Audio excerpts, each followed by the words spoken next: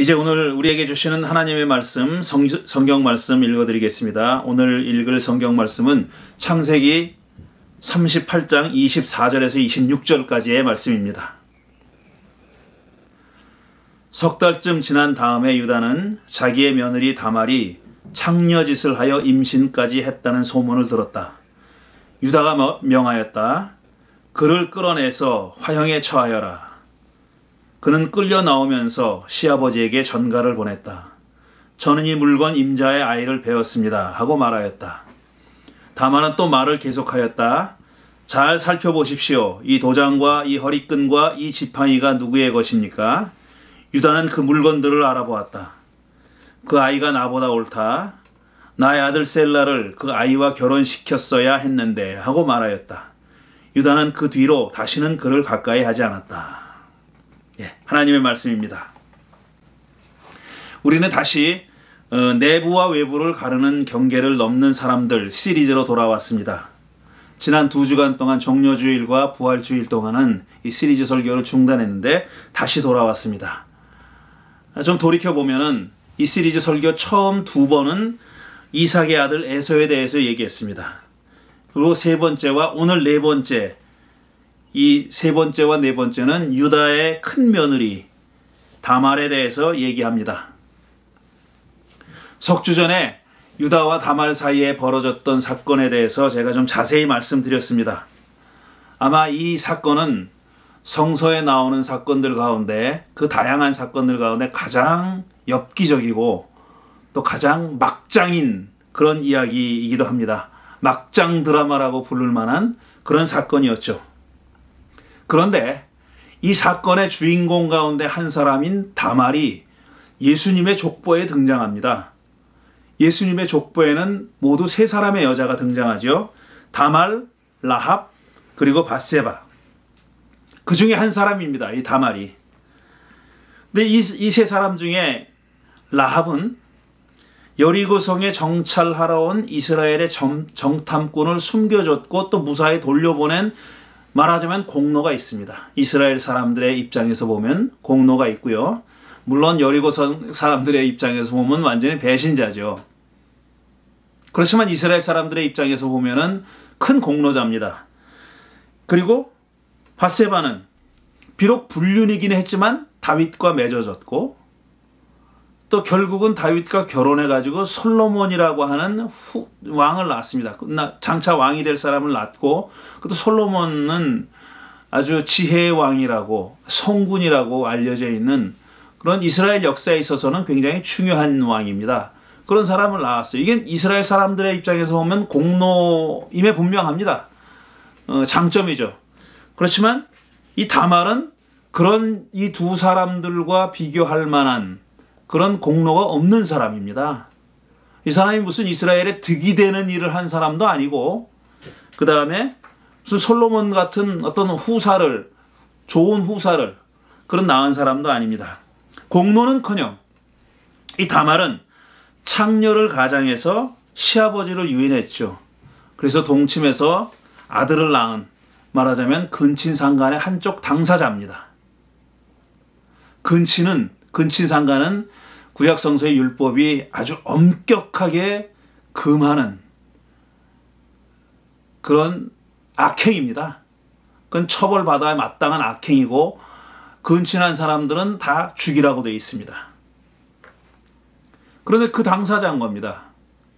게다가 또 많은 경우에 별로 나오지는 않지만 구약성경에 근친의 이야기가 나오지는 않아요. 엄격하게 금하긴 하는데 그런 일이 실제로 벌어지는 일은 굉장히 드뭅니다. 드문데 그나마 그 구약성경의 이야기뿐 아니라 대부분의 근친은 다 힘을 가진 사람이 주도합니다. 힘을 가진 사람이 주도해서 힘없는 약자를 사실 강간하다시피 하는 거죠. 그래서 근친이 일어납니다. 근데 이 경우는 반대예요. 역시 힘은 시아버지인 유다가 가지고 있는데 힘없는 약자인 다말이 주도적인 역할을 해가지고 이 사건이 벌어지는 겁니다.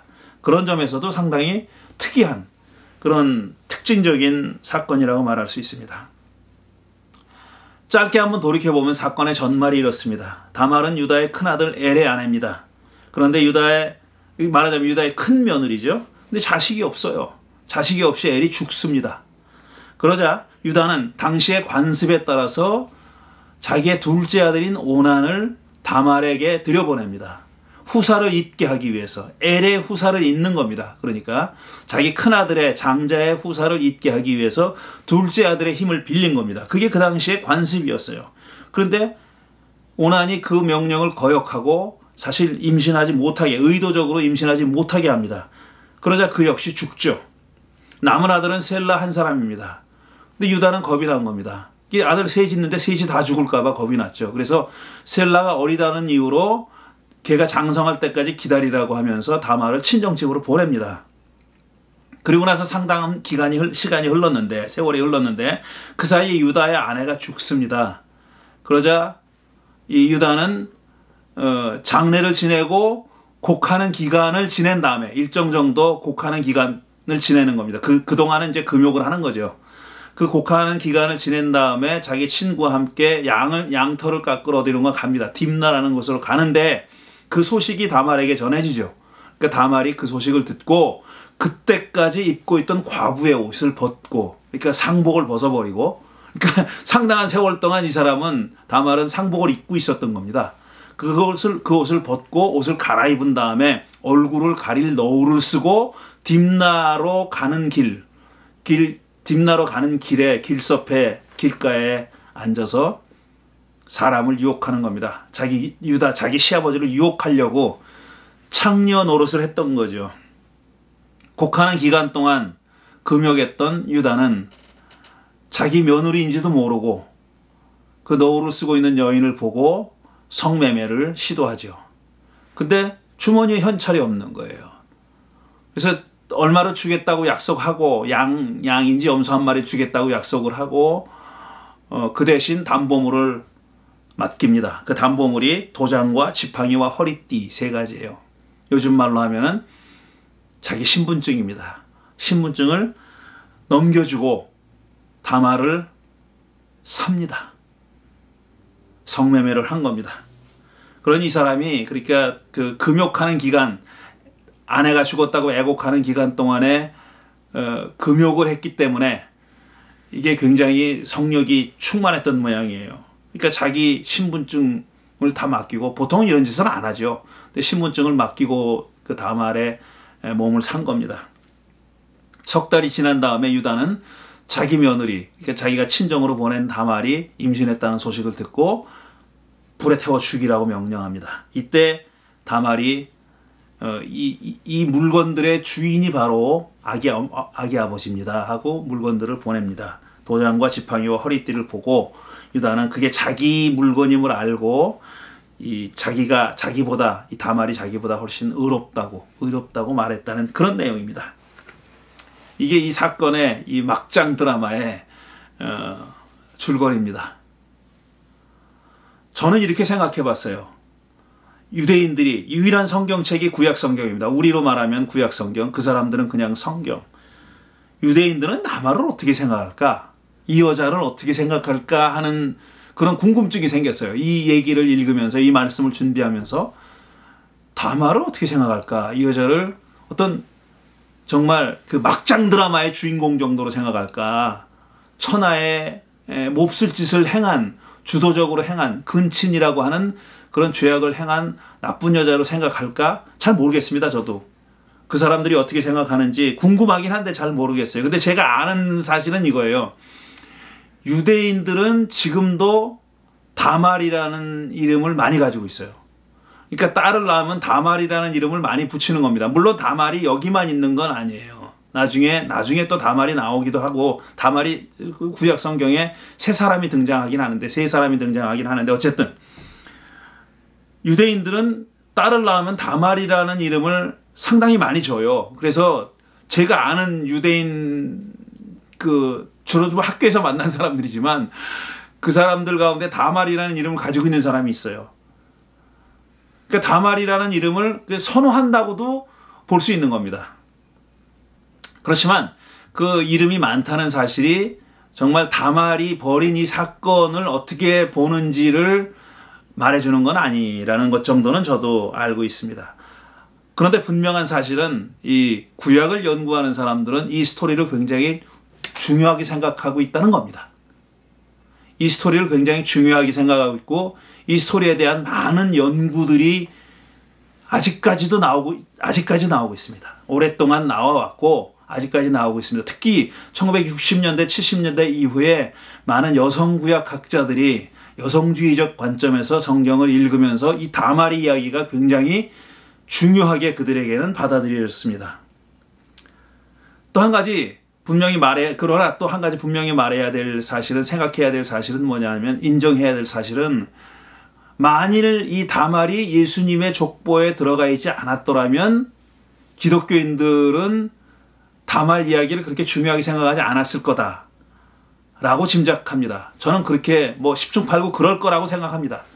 예수님의 족보에 이 여자가 없었더라면 기독교인이 그렇게 다말의 이야기를 중요하게 생각하지 않았을 거다라는 얘기입니다. 그 족보에 들어있으니까 구약 성경을 찾아보고 이 여자가 누군가 하고 찾아보는 거지, 만약 들어있지 않았다면은 그러지 않았을 거라는 겁니다. 제가 그 3주 전에도 말씀드렸듯이 이 창세기 38장 유다와 다말 이야기는 3년 사이클로 돌아가게 되어 있는 이 성서 주기표 렉셔너리에 들어있지 않아요.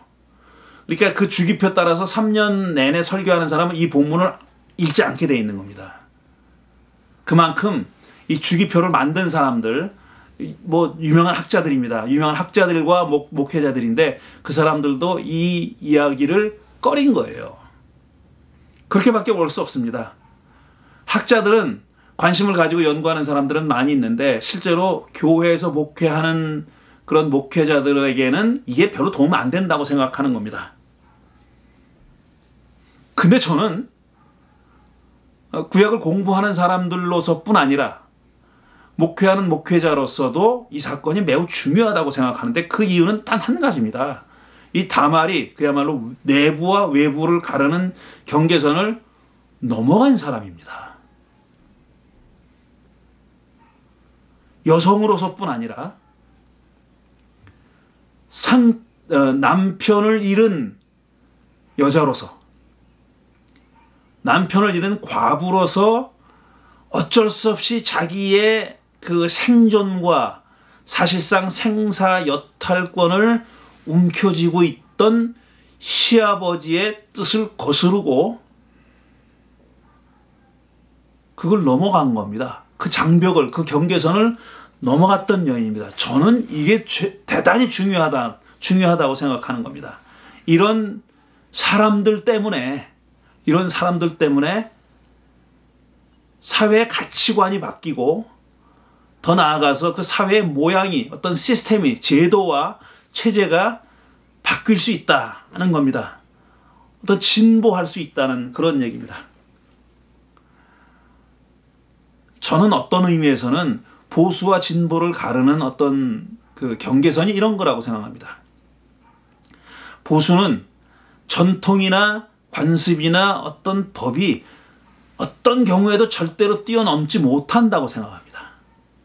그거는 그런 게 있다고 생각하는 거예요. 모든 법이나 모든 관습이 다 그렇다는 건 아닌데, 우리가 갖고 있는 법과 제도와 관습 중에서는, 전통 가운데서는 이건 절대로 뛰어넘을 수 없는 그런 불변의 가치다라고 생각하는 게, 그런 게 있다고 생각하는 사람들이 보수라면은, 진보에 속한 사람은 모든 관습과 모든 법을 다 때려 부셔야 된다거나 다 뛰어넘어야 된다고 생각하는 사람이 아니라, 어떤 경우에도 절대로 뛰어넘을 수 없는 영구불변한 가치라는 건 없다. 그거는 언젠가는 뛰어넘어야 되는 것이고, 언젠가는 바꿔야 되는 것이고, 우리는 그런 걸 바꾸는 시도를 해야 된다고 믿는 사람이 저는 진보라고 생각합니다. 그렇게 뛰어넘는 사람들이 바로 제가 지금 말씀드리고 싶은 그런 사람들이에요. 제가 말씀드리고 있는 사람들이에요. 내부와 외부의 경계를 가르는 경계를 넘어서는 사람들이라는 건 바로 그겁니다. 절대로 사람들은 이건 안 돼, 이것만은 지켜야 돼, 이것만은 절대로 넘어설 수 없어라고 주장하는 그런 가치, 그런 것들도 때로는 뛰어넘어야 된다고 생각하는 사람들이에요. 많은 경우에 실패합니다. 뛰어넘다가 실패하죠. 그리고 자기도 다쳐요. 그냥 끝나는 게 아닙니다. 자기도 상처를 입고 자기도 다치고 자기도 어떤 사람들은 거기서 좌절하고 물러서고 또 그 다음에 전향하고 그렇게 합니다. 근데 어떤 사람들은 또 그렇지 않은 어떤 사람들은 자기가 부딪혀서 계속 장벽이 굳건하게 서 있고 자기만 다쳤지만 계속해서 문을 두드리는 사람들이 있습니다. 계속해서 그 경계를 넘어서려고 애쓰는 사람들이 있어요. 그러다 어느 순간에 그게 성공합니다.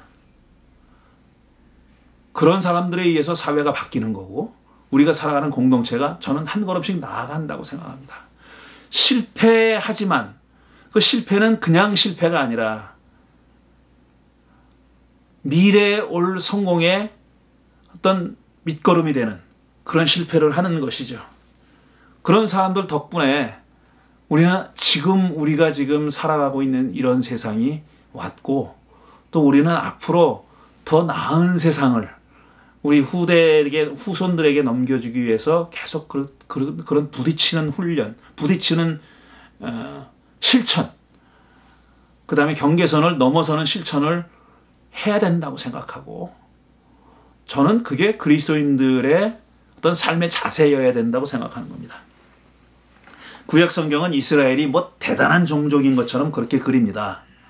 하나님의 약속을 받았다느니, 하나님의 선택을 받았다느니, 그 다음에 자기들이 뭐 굉장히 대단한 그런 민족이고 종족인 것처럼 그리지만 객관적으로 보면요, 역사적으로 보면 그렇지 않습니다. 이스라엘이라고 하는 종족은 정말 뭐 숫자로 보나 뭘로 보나 정말 아주 작은 소소한 보잘것없는 그런 종족입니다. 구약 성경에 그 이스라엘 종족을 굉장한 것처럼 그리고 있는 그런 얘기들은 좀 과장으로 받아들여야지 그걸 액면 그대로 받아들이면 안 됩니다. 이스라엘은 이집트와 메소포타미아라고 하는 거대한 문명권 사이에 끼어있는 가나안이라고 하는 땅의 일부를 차지하고 있던 사람들에 불과합니다. 가나안이란 땅이 이 사람들이 다 차지하고 있지도 않았어요. 그 주위에는 여러 이 작은 자기들처럼 이스라엘처럼 작은 족속들이 같이 공존하고 있었습니다.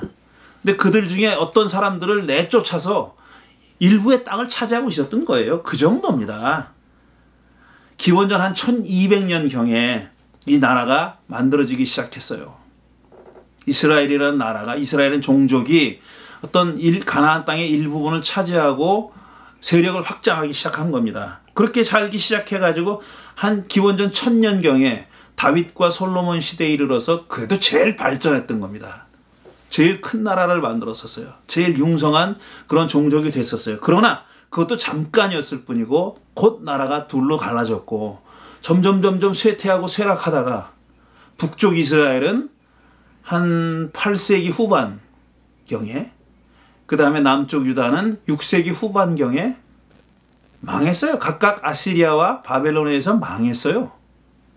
그리고 나서 이 사람들은 무려 2500년 동안 어떤 독립적인 나라를 이루지 못하고 살아왔습니다.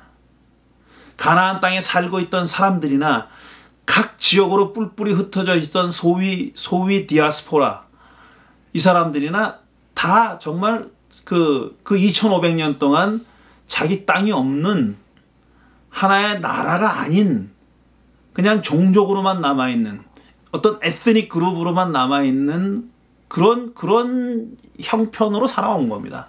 한 2500년 동안 그렇게 살다가 20세기 중반에 2차 대전이 끝난 다음에 소수의 유대인들이 자기가 고향이라고 불렀던 그 땅으로 그들이 하나님으로부터 선물로 받았다고 믿었던 그 땅으로 들어가서 살기 시작했고 나라를 세우기 시작한 겁니다. 나라를 세우겠다고 나선 거예요. 소위 시온주의자들이 한 일을 제가 말씀드리고 있는 겁니다. 이 보세요. 이렇게 생각해 보면 참 불쌍한 사람들이에요. 많은 종족들이 나라를 이루고 삽니다. 좀 이런 표현이 적절할지 모르겠지만 덜 문명화된 사람들도, 그런 종족들까지도 각자 나라를 이루고 살아가는 사람들이 얼마나 많이 있어요. 그래서 지금 이 지구상에는 수백 개의 나라가, 독립된 나라가 있습니다. 근데 이 사람들은 2500년 동안 그걸 못하고 살았어요. 그리고 가는 곳마다 환대받지 못하고 핍박을 받았습니다. 웰컴하고 받아들인 사람들이 없었어요. 어떻게 보면 참 안되고 불쌍한 사람들이고 사실 긍휼히 여겨야 될 사람들입니다. 그렇기 때문에 이들이 20세기 중반에 자기들이 나라를 세우겠다고 그 이스라엘 땅에 들어갔을 때, 그때 아랍 사람들이 살고 있었던 이스라엘 땅에 들어갔을 때 많은 사람들이 동정했죠. 그래, 이제는 나라를 세울 때도 됐어 라고 생각했던 사람들이 많았습니다. 그럼 자격이 있지. 그리고 얼마나 안 됐어. 불쌍한 사람들 아니야. 게다가 또 바로 2차 대전 때 이 사람들이 얼마나 많은 핍박을, 압박을 히틀러의 나치로부터 받았어요. 대량 학살당하고 인종 청소를 하겠다고 달려든 사람들에 의해서 학살을 당했던 그런 사람들입니다. 그렇게 사람들의 동정심을 일으킬 수밖에 없고, 또 그런 학살을 직간접적으로 저질렀던 사람들은 죄책감도 가질 수밖에 없었고, 그러니까 이 사람들이 나라를 세우겠다고 나섰을 때 많은 사람들이 그걸 적극적으로 막지 않았던 겁니다. 심지어는 아랍에 살고 있던 사람들조차도 거기에 적극적으로 대응하지 않았어요. 그런데 그 사람들이 그 이후에 지금 한 70년 동안 한 짓을 보면 너무나도 못된 짓을 많이 했습니다. 고통을 겪고 고난을 당한 사람들이 남들한테 가졌음직한 그런 그 동정심과 애정과 긍휼함이 그들에겐 보이지 않았습니다. 땅을 차지하겠다는 일념으로, 그것도 두 나라가 동시에 공존하는 땅은 안 된다. 그런 체제는 안 된다고. 이건 순전히 우리 땅이다. 하나님이 아브라함을 통해서 우리에게 약속한 땅이라는 그 약속 하나 가지고 그 땅에서 수천 년 살고 있던 사람들을 몰아낸 겁니다. 당연히 반대하죠. 저항하죠. 그러니까 말할 수 없이 잔인하게 그들을 몰살하고 무력으로 쫓아냈습니다. 그 사람들이 여러 번에 걸쳐서 중동 사람과 전쟁을 하면서 한 게 이겁니다. 바로 전쟁을 한 번 벌일 때마다 계속 땅을 확장시켜 나간 거예요.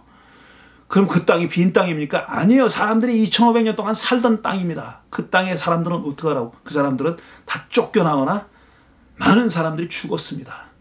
그 짓을 이 자들이 한 겁니다. 이스라엘 사람들이 그 짓을 했어요. 너무나도 악랄한 짓을 지난 70년 동안 해왔습니다. 그런데 이런 사실이 사실 서방 세계에 제대로 알려지지 않고 있어요. 제대로 알려지지 않고 있습니다. 그렇기 때문에 이 미국에 살고 있는 미국 사람들은, 대다수의 미국 사람들은 그 중동에서 지금 무슨 일이 일어났는지 모릅니다. 이스라엘 사람들과 팔레스타인 사람들이 지금 어떤 상태에 있는지, 누가 어떤 잘못된 짓을 하고 있고 누가 어떻게 처절하게 지금 당하고 있는지 모르고 있어요. 보도를 하지 않습니다. 묵계가 이루어져 있는 겁니다. 그쪽 계통을 장악하고 있는 이 사람들에 의해서, 유대인들과 그 자본에 의해서 완전히 장악당하고 있기 때문에 알리질 않아요. 그래, 알리지 않는 것만 해도 저는 좀 차악이라고 생각하는 게, 거짓말로 알리고 있습니다. 거짓말로 가짜 뉴스를 양산하고 있는 거예요. 가려야 할 것은 부각시키고, 가려야 할 것은 부각시켜야 할 것을 부각시키지 않고 가립니다. 팔레스타인 사람들과 아랍 사람들이 당하는 피해는 가급적 축소하고, 유대인들이, 이스라엘 사람들이 당하고 있는 소소한 그런, 당연히 당해요. 그 사람들도. 그러니까 두려워합니다. 어디서 어떤 일이 일어날지 모르니까 두려워해요. 그런 상황도 이해합니다. 그런데 그들이 당하는 피해는 막 침소봉대 해가지고 알립니다. 뭐 어디 가서 무슨 사제폭탄으로 몇십 명이 죽었다. 뉴스에 크게 나죠. 그 다음에 그 자들이 이스라엘 사람들이 아랍 사람들에게서 보복한 얘기는 하지 않습니다. 반드시 합니다. 이 사람들은 보복을. 그것도 몇 배, 몇십 배 그 보복을 하잖아요. 그게 지금 일어나고 있는 일이에요. 지금 중동에서 일어나고 있는 일입니다. 그렇게 2500년 동안 핍박당하고 순환당하고 떠돌이 생활을 했던 사람들이 자기 나라에 돌아와서 하고 있는 짓이 바로 그런 짓입니다. 게다가 미국에 있는 소위 복음주의자라고 하는 사람들, 유명한 사람들, 제리 파렐 같은 사람들, 그런 사람들이 뭐라고 얘기합니까? 이스라엘이 팔레스타인에 대해서 팔레스타인 땅에서 배타적으로 그 땅을 소유할 권리가 있다고, 이건 하나님이 그들에게 주신, 이스라엘 사람들에게 주신 축복의 약속이라고 떠들고 다닙니다. 오랫동안 그렇게 얘기해오고 있는 거예요. 그 사람들을 추종하는 그런 사람들과 조금 그것보다 좀 수위가 낮은 사람들을 추종하고 있는 한국의 보수적인 기독교인들은 지금 광화문 집회에 태극기와 성조기와 이스라엘기를 들고 나가고 있습니다. 저는 한번 물어보고 싶어요. 그 이스라엘기를 들고 다니는 사람한테, 아, 이거 할아버지, 꼭 할아버지라고 그러면 안 돼. 꼭 할아버지만 있는 건 아니니까. 이거 왜 들고 다니십니까? 하고 물어보면 뭐라고 대답할지 궁금합니다. 그거 왜 들고 다니는 걸까? 이스라엘 국기는. 그게 지금 벌어지고 있는 상황이에요. 어떻게 보면 너무너무 암울해서, 야, 이건 정말 누가 둘 중에 하나 다 죽어야 끝나는 그런 게임인가, 그런 비극인가 하는 생각이 들 정도로 정말 암울합니다. 답답하고 거기서 들려오는 뉴스를 들을 때마다 너무나 속이 상하고 가슴이 아픕니다. 그런데 어디서 비춰오는 빛이 없을까 하고 정말 간절한 마음으로 기도하고 찾아보다가 저는 정말 우리말로 된 좋은 책을 한 권 발견하고 여러분께 권하고 추천하고 싶어서 지금 말씀드리는 겁니다. 바로 이 책인데요. 팔레스타인은 누구의 땅인가? 라는 책이에요. 팔레스타인은 누구의 땅인가? 라는 책인데, 두꺼운 책입니다. 한 550페이지 정도 되는 책인데, 이 책은 게리 버치라고 하는 미국의 신약 성서학자가 쓴 책입니다. 이 사람은 무슨 사회학자도 아니고요, 역사학자도 아니고, 그 다음에 고고학자도 아니에요. 이 사람은 문서를 연구하는, 신약 성경이라고 하는 문서를 연구하는 문서학자예요. 게리 버치라고 하는 신약학자인데, 이 사람이 신약 성경이 사실 팔레스타인 땅에서 일어나는 예수님 이야기잖아요. 그러니까 예수님의 말씀을 더 잘 이해하기 위해서 그 지역을 계속 방문하고 학생들도 데리고 가는 거예요. 실제로 예수님이 사셨던 땅, 예수님이 발을 딛고 다니셨고 말씀을 전하셨고 기적을 행하셨고 십자가에 달려 죽으셨고 부활하신 그 땅을 체험하게 하기 위해서 여유만 되면, 이제 기회만 되면 학생들을 데려가고 자기도 수도 없이 많이 그 땅을 방문하면서, 이 사람의 특징은 뭐냐면 관광지만 다니는 게 아니라 거기 사는 사람들을 찾아간 겁니다. 그것도 유대인만 찾아간 게 아니라 이스라엘 사람들, 팔레스타인 사람들을 찾아갔어요. 찾아가서 그 사람들하고 인터뷰하고 그 사람들하고 얘기하고 교류하고 그러면서 자기가 가지고 있었던 생각이 얼마나 잘못됐는지, 신약 성서학자라고 하는 자기가 가지고 있었던 생각이 얼마나 엉터리였는지 그걸 깨닫게 된 겁니다. 그리고 그 다음에 이 책을 쓴 거예요. 이 관련된 책도 몇 권 있는데 이 책은 정말 많은 것을 깨닫게 해주는 그런 책이에요. 제가 책장사같이 그렇게 얘기하는데, 팔레스타인은 누구의 땅인가라는 책입니다. 그 책 뒤져보시면 금방 찾을 수 있어요. 이 사람은 지금도 미국에서 아주 보수적인 대학에서 가르치고 있습니다. 근데 그 대학에서는 이 사람이 하는 일이 마땅치가 않아요. 그 대학뿐 아니라 이 사람이 속해 있는 그 복음주의권이 이 사람이 하는 일을 마땅하게 생각하지 않아요. 그래서 이 사람도 말하자면 경계를 뛰어넘는 사람이에요. 자기가 지금 속해 있었던 그런 어떤 그 그룹에 공동체에 있는 사람입니다. 그 경계선을 뛰어넘는 사람인데 이 사람이 증언하고 있는 내용도 그 팔레스타인이라고 하는 땅에서 경계를 뛰어넘는 사람들에 대한 얘기를 전하고 있는 겁니다. 여기 보면 성경 얘기도 많이 나오지만 우리가 알고 있는 구약과 신약의 흔히 잘못 알고 있는 내용들이 있잖아요. 그런 것들을 계속 재해석해 줍니다. 새롭게 해석해 주고 바르게 해석해 주고 그 다음에 그 20세기 중반에 이들이 나라를 세운 이후로부터 의 역사, 지난 한 70년 동안의 역사를 계속 잘 설명해 줍니다. 이들이 어떤 짓을 했고 서방이 어떻게 참견을 했고 어떻게 화해를 시켜준다고 하면서도 실제로 방해를 했는지, 실제적으로 그 평화가 이루어지지 않게 했는지, 그것도 자국의 이해에 따라서 그 사람들을 어떻게 정말 속되게 말해 가지고 놀았는지 하는 얘기를 자세히 적고 있어요. 그리고 제가 특별히 오늘 여러분들에게 말씀드리고 싶은 얘기는 이런 열악한 상황 속에서도 이들 가운데는, 그러니까 팔레스타인에 살고 있는 유대인들과 이스라엘 사람들과 팔레스타인 사람들과 아랍인들, 팔레스타인 아랍 사람들 중에서 그 경계를 넘으려고 정말 온몸으로 그 장벽에 몸을 부딪히는 사람들에 대한 얘기를 하고 있습니다. 제가 시간이 여유가 없기 때문에 많이 말씀드리진 못하겠지만 몇 가지 예 정도만 말씀드릴 수 있습니다. 이 팔레스타인 안에는 교회들이 있습니다. 그러니까 아랍인들이 예수를 믿는 그런 그리스도인들이 있는 거예요. 아랍인이지만 회교인이 아니라 그리스도를 믿는 교회를 이루고 사는 사람들이 있는 겁니다. 기독교인들이 있고 거기 목회자들이 있어요. 그 안에서 교육받은 사람도 있고 유럽이나 미국이나 이런 데서 교육받고 돌아와서 거기서 목회를 하는 목회자들이 있습니다.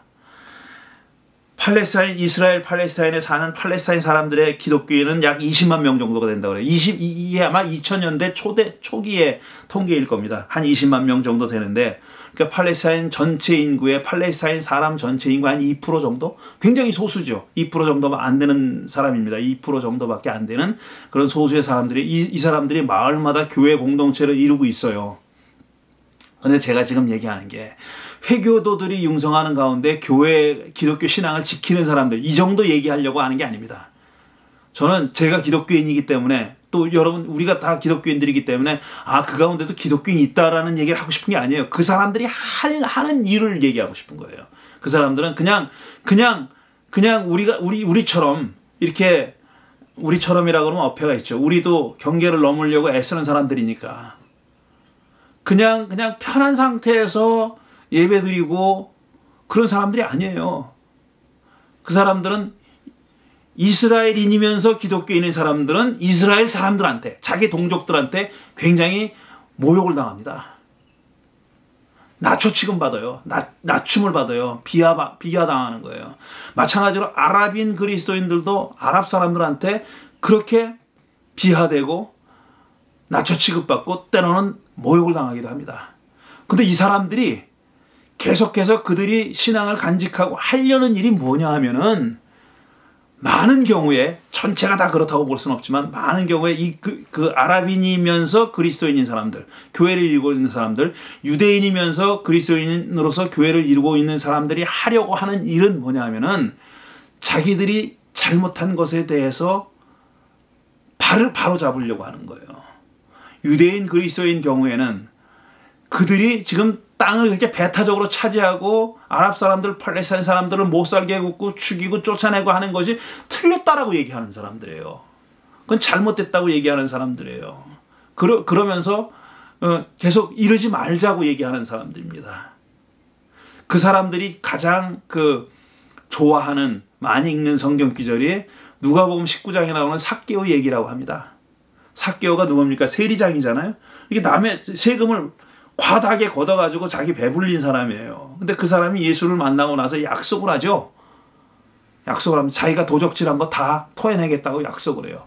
4배로 갚겠다고 약속을 해요. 그러니까 예수님이 오늘 이 집에 구원이 이르렀다. 오늘 이 집에 구원이 임했습니다. 라고 말씀하셨잖아요. 그러니까 이 유대인 그리스도인들이 그 귀절을, 그 말씀을 좋아하는 이유는 자기들이 삭개오 같은 사람이라는 겁니다. 이제는 자기들이 도적질한 거를 내놓을 때가 됐다고 그렇게 생각하는 사람들이라 그래요.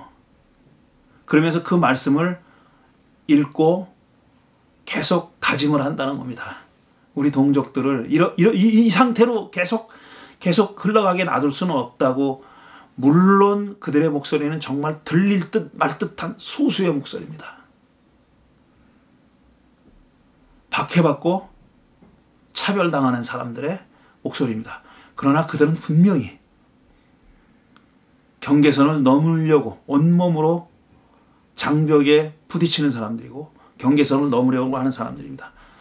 또 이 아랍인들 가운데 그리스도인 된 사람들, 그 사람들도 마찬가지입니다. 아랍 사람들이, 많은 회교도들이 이렇게 잘못 알려져 있지 않습니까? 폭력을 쓰는 사람들이라고 잘못 알려져 있잖아요.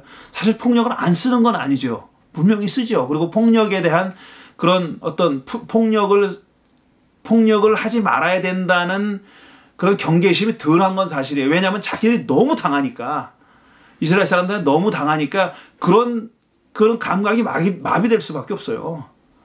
너무 당하는 사람한테, 내가 몽둥이로 맞는 사람이 딱밤 한 번 때리는 거를 죄라고 생각하겠어요? 맨날 몽둥이로 줘 맞는데 내가 딱밤 한 대 때리는 걸 죄라고 생각하겠냐고. 안 한다고요. 그러니까, 그러나 이 사람들은 뭐냐면, 우리가 저들하고 싸우는, 투쟁하는 방법이 이래서는 안 된다고 생각하는 거예요. 이런 방식으로는 우리가 이기지도 못할 뿐 아니라 정당하지 않다고 생각하는 거예요. 그래서 예수님이 가르쳐 주신 비폭력 투쟁하지 말고 가만히 있자는 얘기가 아니라, 폭력적인 방법이 아니라 비폭력적인 방법으로 우리는 싸워나갈 수 있다라고 자꾸 얘기하는, 그렇게 주장하는 사람들입니다. 이 게리 벌치가 이 책에서 이 아랍 사람들의 교회 공동체에 방문했던 이야기를 짧게 적고 있어요. 이 사람은 그러니까 처음인지 모르겠지만 어쨌든 그런 광경이 매우 생경했던 겁니다. 낯설었던 거예요. 그 아랍 사람들의 교회에 참석했어요. 예배에 참석했는데 아랍말로 성경을 읽고 아랍어로 기도를 하고 아랍어로 설교를 하고 아랍어로 성찬식을 진행하는 걸 보고 자기가 얼마나 감격했는지 모른다고 그렇게 쓰고 있습니다. 아랍어는 코란만 읽는 언어가 아닙니다. 아랍어로 성경을 읽는 사람들이 있고, 그렇게 읽으면서 신앙을 다지면서 경계선을 넘으려고 애쓰는 사람들이 있습니다. 그 아랍인 그리스도인들이 자기네 예배에 참석한, 못 알아듣죠. 게리 버즈는 아랍어를 모르나 봐요. 못 알아들었대. 한마디도 못 알아들었대. 근데 자기가 참석했던 예배 아랍어가 그렇게 아름다운 언어였더라는 겁니다. 이 사람들이 게리 벌즈에게 이렇게 부탁을 드립니다. 그저 딴 거 바라지 않습니다. 그저 여러분이 이곳에서 본대로만 세상에 알려주십시오. 우리가 원하는 것은 그것뿐입니다. 이렇게 얘기하더랍니다. 그저 보태지도 마시고 본대로만 알려달라고 그렇게 부탁하더라는 거예요. 그만큼 이들이 안 알려져 있고 왜곡되어 있는 겁니다. 또 한 예를 드는데, 노라라고 하는 여자의 예를 들고 있어요. 이 노라의 부모님들은 자기 고향 땅이 이스라엘 사람들한테 뺏겼어요. 고향 땅을 뺏겼어요. 쫓겨났어요. 고향 집을 쫓겨나서 그들이 가려는 데서 사는 거예요. 근데 1948년도에 많은 노라 아버지의 친척들이 많이 죽었어요. 1948년도 전쟁에서 많이 죽고, 그 다음에 노라는 그 이후에 태어났는데, 그때 전쟁 때 살던 집을 빼앗겼죠. 그래서 쫓겨났어요. 그리고 이 아버지는 1994년도에 죽었는데, 그때까지 한 번도 그 집에 가보지 못했대요. 장벽을 쌓았기 때문에. 장벽 너머에 있는 집을 가지 못했답니다. 한 번도 가지 못하고 있었는데, 그때 그 게리 버즈를 감동시켰던 얘기는 뭐냐면 그 아버지가 죽을 때까지 자기 집의 열쇠를 가지고 있었대요. 자기 고향에 한번 가보고 싶어서. 그러면 가보면 자기 집에 한번 문 열고 들어가 보고 싶어서. 1995년도인가 노라가 자기 고향을 방문할 수가 있었답니다. 그러니까 1년 앞두고 아버지가 돌아가신 거예요. 근데 사실 살아 계셨어도 실망했을 겁니다. 왜냐하면 가보니까 자기 고향집은 다 없어졌고 완전히 변해 있다는 거죠. 그렇게 열쇠를 쓸 수가 없게 된 겁니다. 열쇠에 맞는 집은 이미 그 자리에 없었다는 거죠. 근데 그런 경험을 했던 노라는 그렇게 자라서 지금은 예루살렘에서 가장 활발하게 활동하고 있는 사회활동가가 됐다 그래요. 그래서 가난한 사람들과 환자들을 위해서 의료 서비스를 해주고 상담을 해주고 또 원조금을 제공하는 그런 일을 사회사업하는 사람들이 사회운동가가 돼서 활동하고 있다는 겁니다. 이런 사람들이 있습니다. 이런 사람들이 있어요. 저는 이 장벽이 언젠가는 깨질 거라고 생각합니다. 근데 그 장벽이 깨지는 것은 이 경계가 의미가 없어지는 때는 언제냐 하면은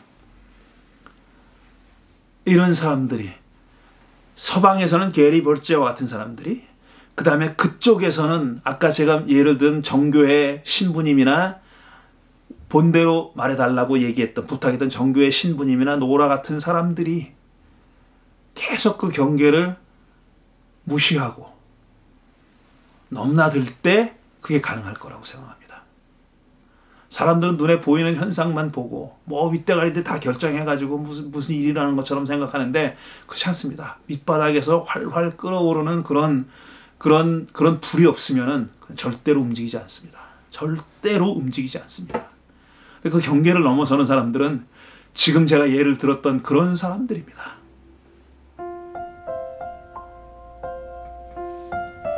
마치 다말이 그렇게 했던 것처럼 다말은 자기가 근친의 주인공이 될 거란 근친을 저지른 죄인이 될 거라는 걸 알면서도 그렇게 했습니다. 예수님의 이 어머니 마리아가 자기는 사생아를 낳은 미혼모가 될 줄로 알고서도 주님의 뜻이 이루어질 겁니다. 자기에게 잉태의 소식을 전한 천사에게 주님의 뜻이 이루어지기를 바랍니다 라고 고백한 것처럼 그렇게 경계선을 넘어서는 사람들에 의해서 세상은 달라질 겁니다. 아직까지는 이 경계선, 이스라엘과 아랍 사이에, 팔레스타인 사이에 놓여있는 그 경계선은 견고하게 서 있는 것처럼 보입니다. 하지만 지금도, 오늘도, 내일도, 또 그 이후에도 거기에 온몸으로 부딪히는 사람들이 분명히 있습니다. 그 사람들에 의해서 벽은 점점 허물어질 것이고 언젠가는 결국 무너져 내릴 것입니다. 베를린 장벽이 그랬듯이 반드시 무너져 내릴 것입니다. 그래서 전 여러분들에게 이렇게 권하고 싶은 겁니다. 우리도 우리를 둘러싸고 있는 경계선이 어떤 성격의 것이 됐든지 간에 우리가 살아있는 동안 그것이 성공할지 실패할지는 모르지만 계속 경계선을 무시하고 넘나들자고 그렇게 권유하고 싶은 겁니다. 여러분에게 그렇게 권고하고 싶습니다. 장벽이라면 부딪히고 경계선이라면 넘나들자 이겁니다.